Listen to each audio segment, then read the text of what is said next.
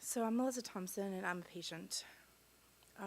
So starting with a quick story, my 1-year-old daughter, Poppy, her favorite movie is called Home, and it's an animated picture where these purple aliens are fleeing their enemy, the Gorg, to take over Earth.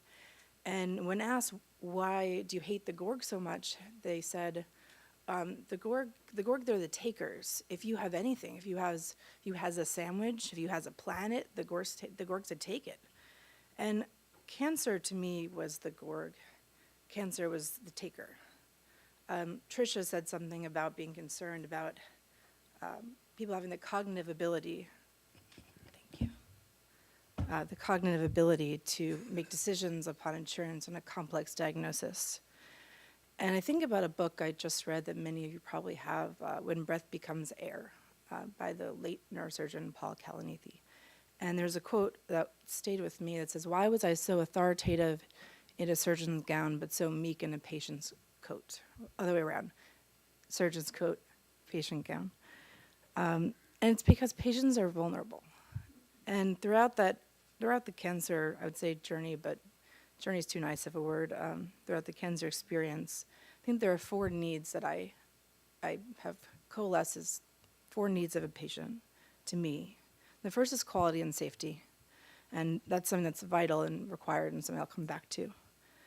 The second is access, and it's access to medication, access to care, access to information, and that's something that this group has a large part in providing us. I did something silly and self-torturing by putting a Google alert on drug pricing frameworks that I get every day, and I think it's great to think about value frameworks, but in reality, patients need help today, and that's where my concerns are. The third pillar is navigation. As patients, we don't have the freedom of time or luxury of a clear mind to make decisions. You get diagnosed with a disease where you're facing your own mortality, and you can't make decisions. You're prescribed decisions. So some of it's luck, being in a good system, and some of it is it's luck and cognition, but again, we lack cognition in this state. There was a study by the Institute of Medicine that said 2/3 of patients are not aware of their costs. And at the time, I will come back to this, but I had insurance, so I wasn't concerned. That was naive now, looking back. But I think clarity of costs is important, and understanding benefits. And like Tricia showed, I couldn't understand half her slides because it's so complicated, and I have an MBA. But also, for navigation, where are the patients?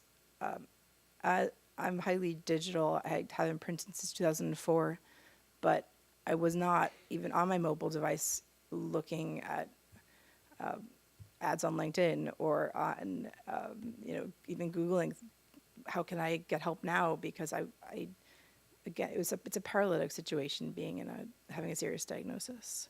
So patients are at the hospitals, and patients are at their care providers' offices, and those people are the ones disseminating most of the information. So we have various stakeholders in the room, and some of you are in hospital, some of you are not. And if you're not, maybe find a way to get there, because I think everyone has so much value. The value isn't put together in a way where patients can always access it. So find partners. The fourth pillar is dignity, and I think dignity is rooted in communication, and communications matters and it trickles down. Words matter.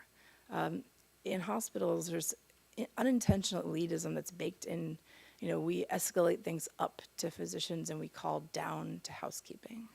And that really, it matters to patients, it matters how it makes us feel. I'm gonna talk about the future.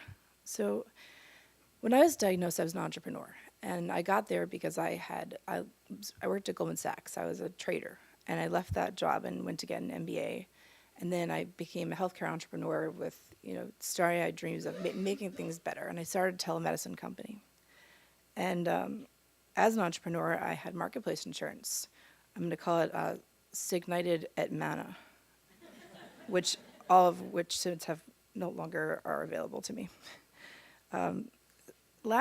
Once I got a bit better and started to think back on what had happened, all my windows of appeals have closed at this point.